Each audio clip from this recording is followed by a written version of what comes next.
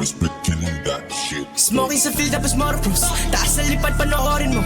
Daming insulto lahat na tiis, kaya tumibay si Eros Rhodes. Kapag nakita mo ko sa labas, real time at live naka 44. Kumikinang tapos di bumababa yung kita sa kayang kitain mo.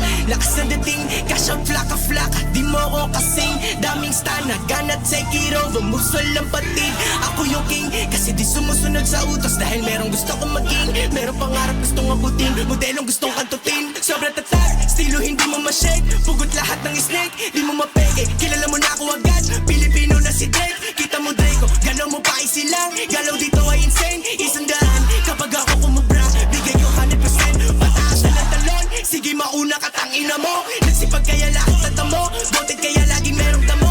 Bawal dito mga bomo, para lang alam mo, baka matulad sa tiga antipolo. Pinagulong ko parang nagyoyoyo, tinamuran ko babae ni Toyo. Galing kalsada yung mga sinulat ko, alam ng player ko yan sa damo. Dati muntikan mahuli, nasasagasaan yung mga tulak ng bato. Negosyo kasi ang usapan sa hood, kahit isingkat mga mata mo. Sabog ka talaga kapag nakasyo, kumanda ka sa gusto mo na mata mo. Geto ng geto at yung maripana, nakatago lang lagi sa bulsa ko. Lalo sa mga kababata ko, lalo na doon sa mga magugulo. Di kita tropa, di tayo talo, kasi hindi ka sa akin naging totoo.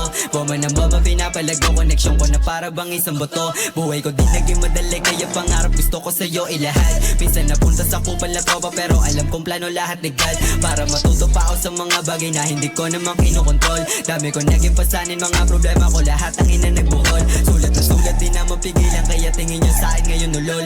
Walang bala kuminto kasi pare, kahit pilitin nyo akong mabulol. Sabog sa pangarap at taabutin, pero dadami pagkaatutin. Hanggang masait aking sasagarin, mabait masama ako'y ganun pa rin. Di na kailangan ipilit, lamang to po kadahimik, kilos ko lagi tahimik.